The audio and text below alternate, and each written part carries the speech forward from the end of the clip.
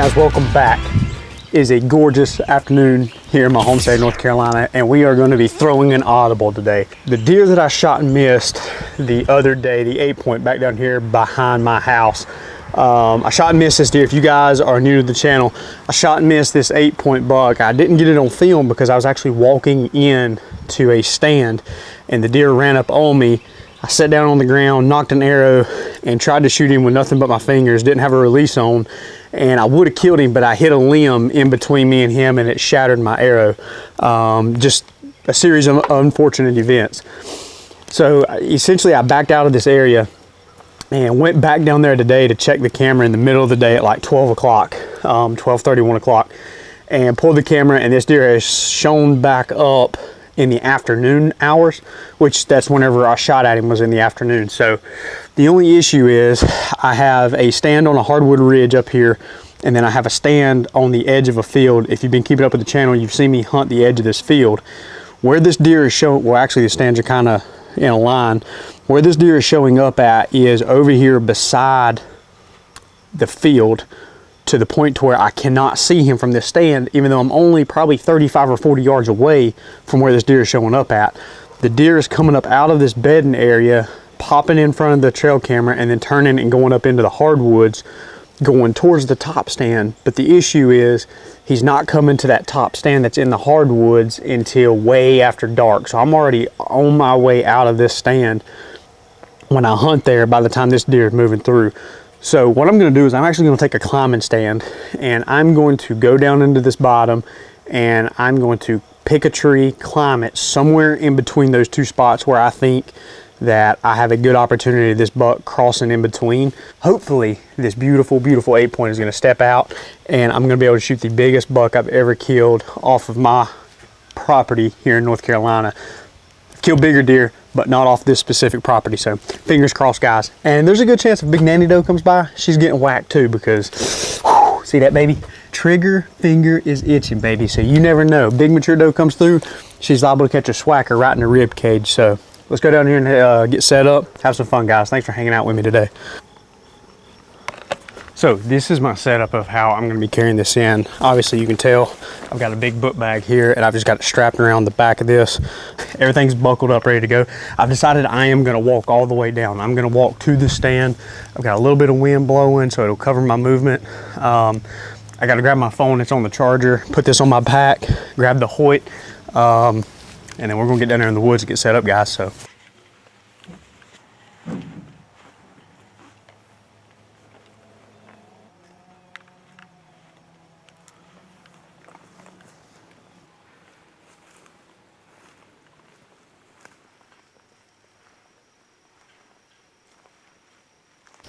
Well, guys, I'm actually really, really proud as to how quiet I come down here and got set up.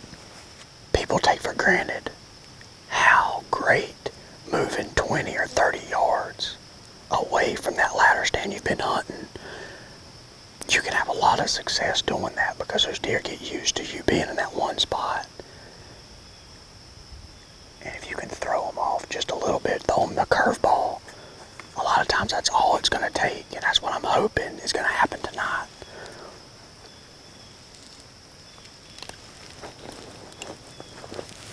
The only thing we need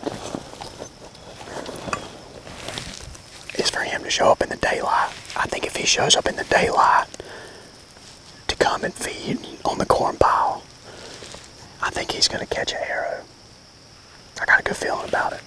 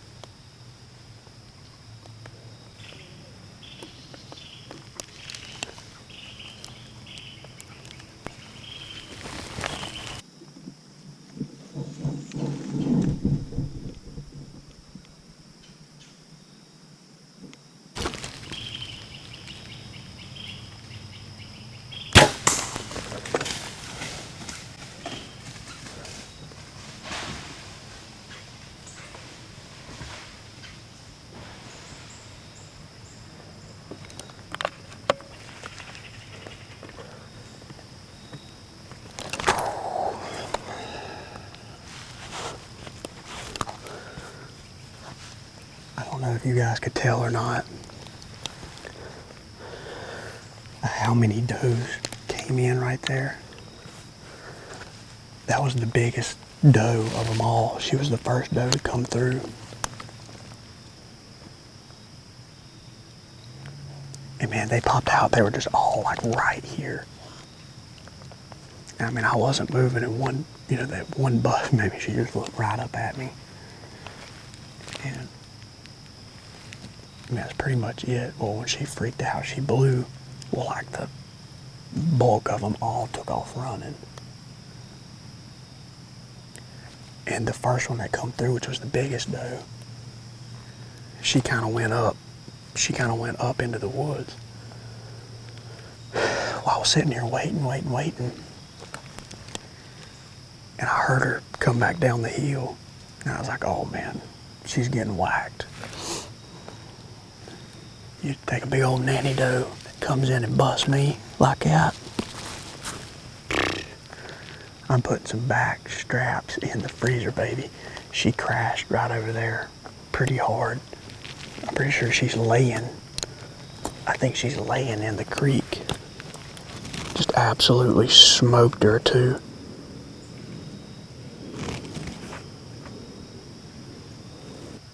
We still got a little while to kind of hang out. I'm hoping that big buck's gonna come through. I love shooting deer with a bow. Don't matter if it's a doe, buck, little buck. I love it.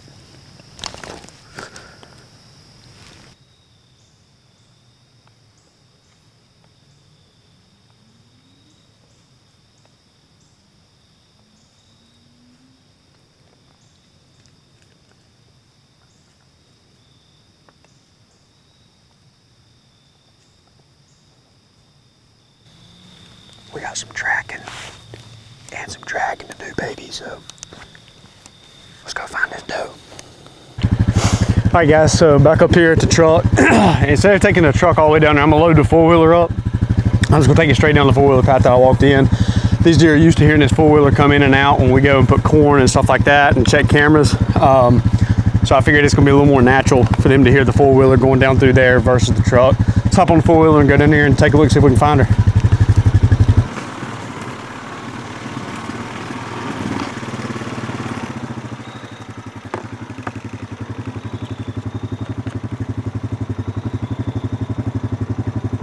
Right here's the arrow.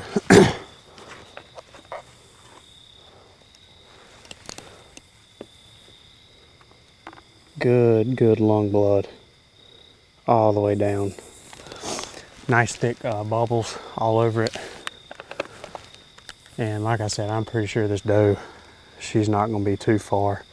Matter of fact, I see some blood on a leaf right there, so I'm pretty sure she went right through there. So just grab this arrow and start tracking, guys.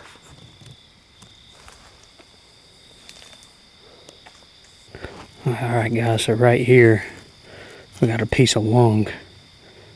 That right there, if that doesn't tell you what a Schwacker broadhead will do, I don't know what will. Not only is she bleeding, she is literally losing chunks of lung. Holy smokes. She is laying right in the middle of the dang creek. That's where I thought she was going to be at.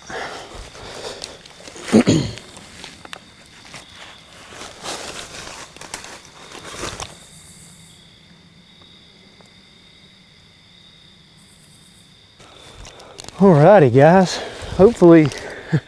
Hopefully y'all can see me good enough. It's kind of difficult out here with it being so daggum dark. But I got this nice mature doe. We got her up here. Perfect shot, guys. I just absolutely cannot say enough about Schwacker broadheads. And guys, by no means, Schwacker has absolutely no idea that I exist on this planet. They have given me zero money, zero products, nothing. I have bought every one of these broadheads on my own. But the fact that this doe was actually blowing out pieces of lung and big chunks of lung, that just shows you how much damage these Schwacker broadheads do. And to be honest with you guys, I will never shoot anything other than a Schwacker.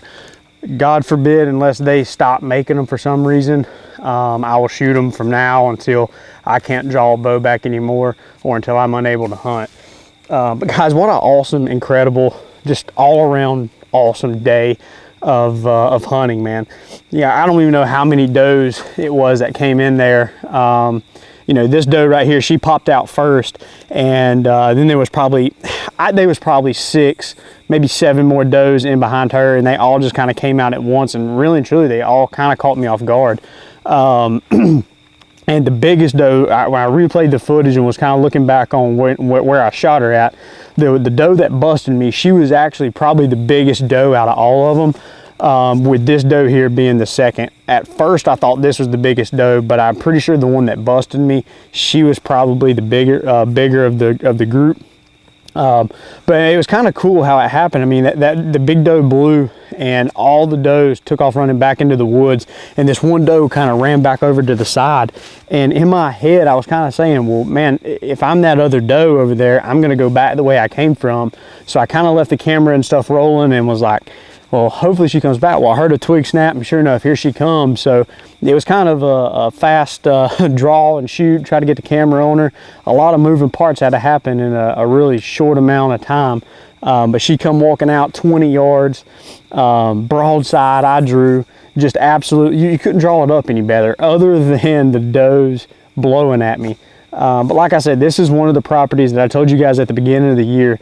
If you've been following the channel, this is one of the properties where I said I wanted to take a big, healthy, mature doe to put into the freezer. And I'm glad that I could actually do it. And it's always nice whenever you can do it with a bow.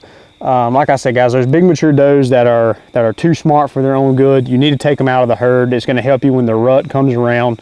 You want those does that are going to be hanging out, not really paying you much attention, because when they come into heat, they're going to come right by your stand, not think nothing of it, and there's a good chance that old big boy's going to be right behind them. So just an awesome all around day, guys. I'm absolutely blessed. I cannot thank you guys enough for hanging out and watching Southern Extreme TV.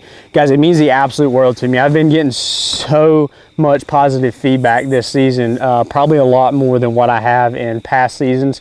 And it's a little overwhelming, you know, all the positive comments that you guys are dropping down, congratulating me, saying good job. And then not only to me, but to see multiple people that are commenting, and they're commenting back and forth between one another with positive attitudes and positive vibes.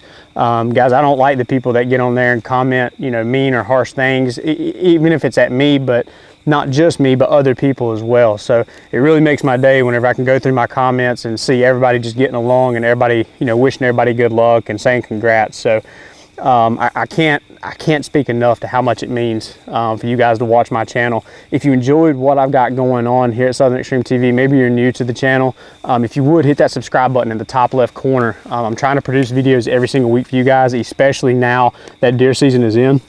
I'm going to be bringing you guys along with me every step of the way, whether I shoot something or whether I don't. And it's going to be a fun trip, guys. Hopefully, before too much longer, we're going to start seeing some racks. So, guys, I'm going to end today's video. Thanks again so much. Thanks again for watching, guys. Until next time, I'll be sure to bring you guys along on any and all of my adventures coming up in the future.